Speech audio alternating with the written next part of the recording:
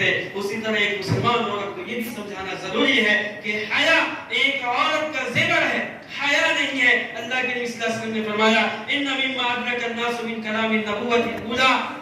کہ لوگوں نے نبوت کی پہلی باتوں میں سے جن باتوں کو سیکھا ان میں سے یہ اذا لم تستح فاصنع ما شئت، کہ جب تم میں حیا نہیں ہے تو جو چاہے کرو۔ ایک مسلمان عورت کو سمجھائیں، ایک بیٹی کو سکھائیں کہ حیا ہی تمہارا زیور ہے، حیا کے اندر ہی تمہاری پاک دامنی ہے، اور حیا ہی سے تمہیں سکون ہے، تمہاری سربلندی حیا کے اندر ہی ہے۔ تمہاری حیا نہیں تو تم کچھ بھی نہیں۔ حیا کے بغیر تمہاری زندگی کا تصور، ایک اچھی زندگی کا تصور نہیں ہو سکتا، تم پاک دامن نہیں قرار دی جا سکتے۔ میں نے حدیث رسول پڑھا کہ کوئی بھی عورت گھر سے جب باہر نکلتی ہے اور اپنے آپ کو سجا لیتی ہے، سنوار لیتی ہے، بنا لیتی ہے، سنگار کر لیتی ہے، اور کسی غیر مرد کی نظر اس پہ پڑ جاتی ہے تو اللہ کے نبی صلی اللہ علیہ وسلم نے فرمایا استشرفها الشیطان، اللہ رب العالمین کا کہ حبیب صلی اللہ علیہ وسلم کا فرمان تو اسے شیطان تاک کرتا ہے۔ اسی طرح کوئی عورت پردہ کیے ہوئی ہے لیکن ایسے پردے کی ہوئی ہے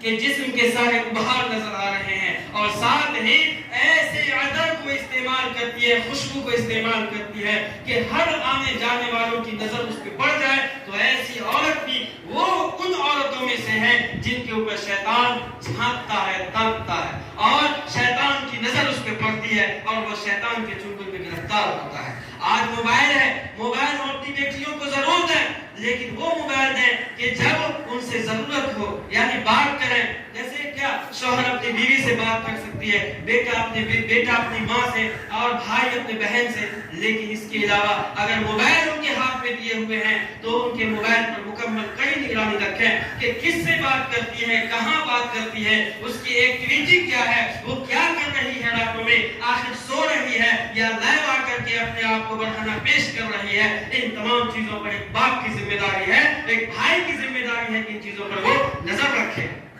آج مسلمان عورتوں کے ہاتھ میں موبائل یہ بہت